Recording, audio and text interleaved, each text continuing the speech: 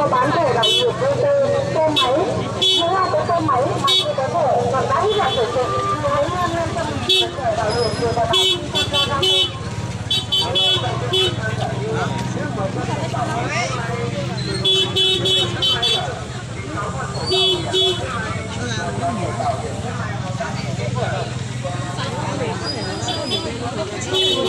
Đó chị với một trẻ.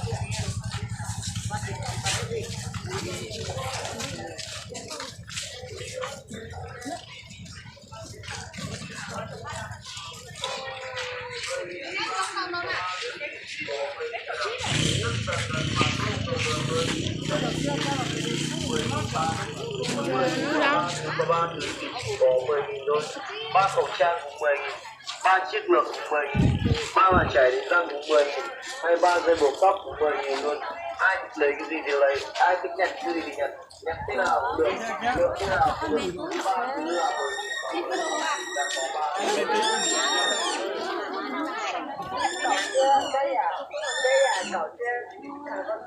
Cái gì mà tôi không phải nhất. Mở ốc chặt kẻ thòng thằng kia ơi. Không vào ra, tao lấy hành mua sẵn. Đi đây.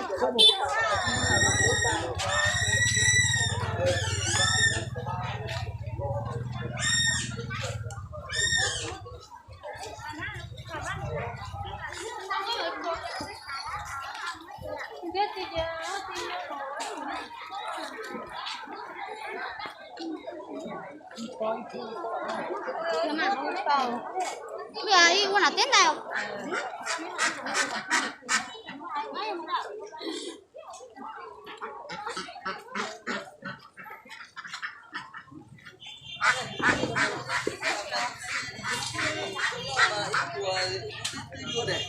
Lỗ thì bên me đi xào chậu thế này.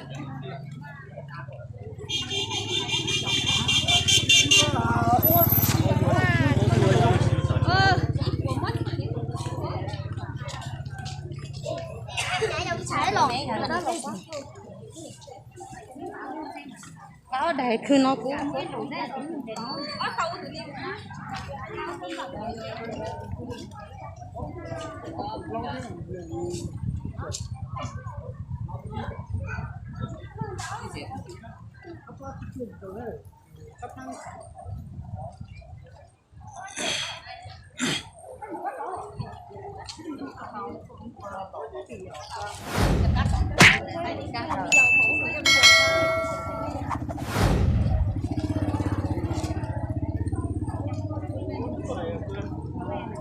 Thôi.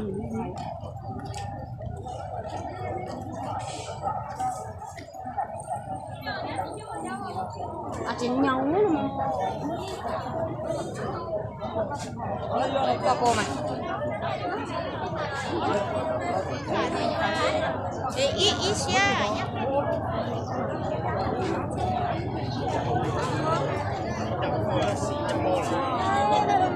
Cái quê tao rồi thì tao cua nè.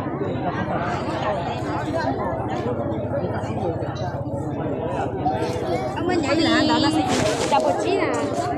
À nhó. Đào bột chi. Lấy quê gì ạ? ba thứ là 10.000.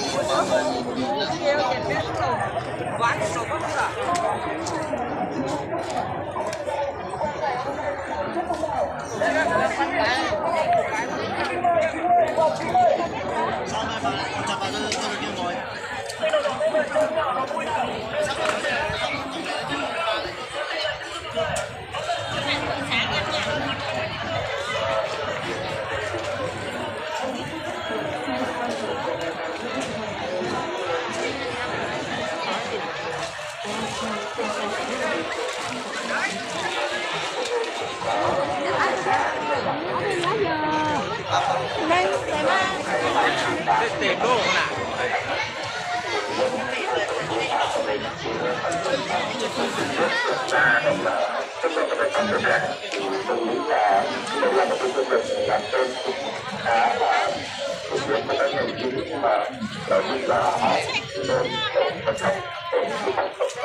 Nhớ chị nói chơi chưa nào?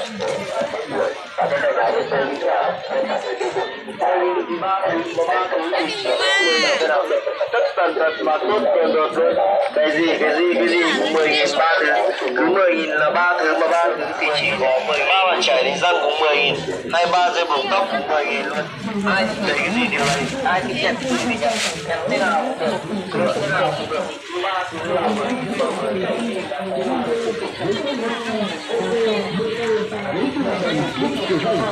Khi mà hãy đến với công nghệ nhỏ mới của chúng tôi, chắc chắn bạn sẽ hài lòng.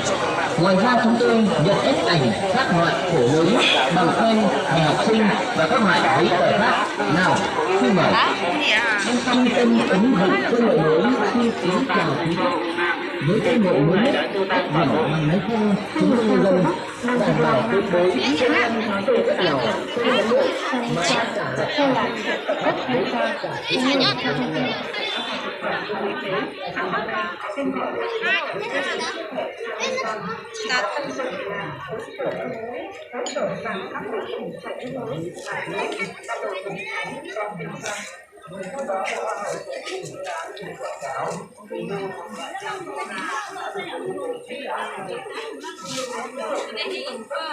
Yo pena muchísimo.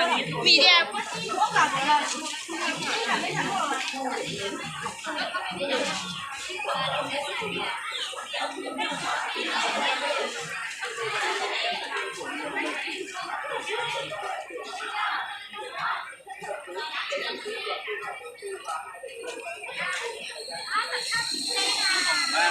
Mà phê nô mà.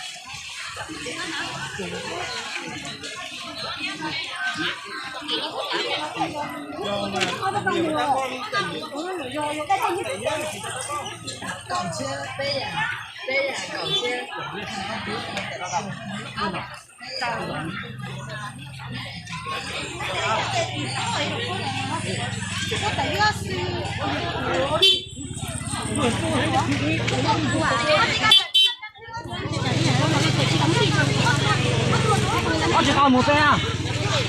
Một cái khác còn bỏ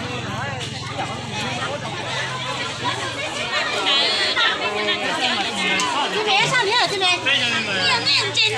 这就没有你。这个好好，我刚才演的嘛，这题目。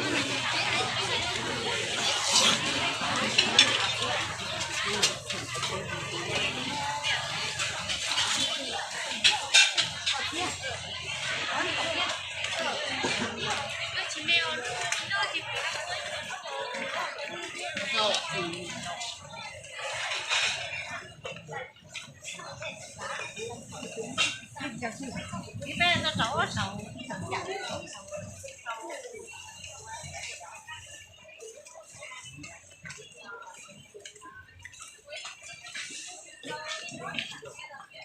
được.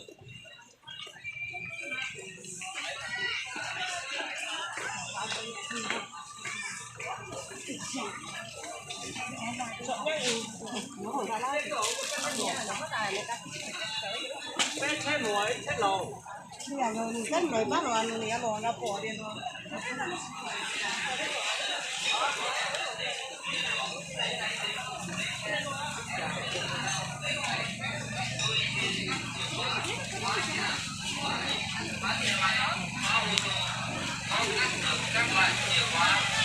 Ai bắt chìa khóa đây?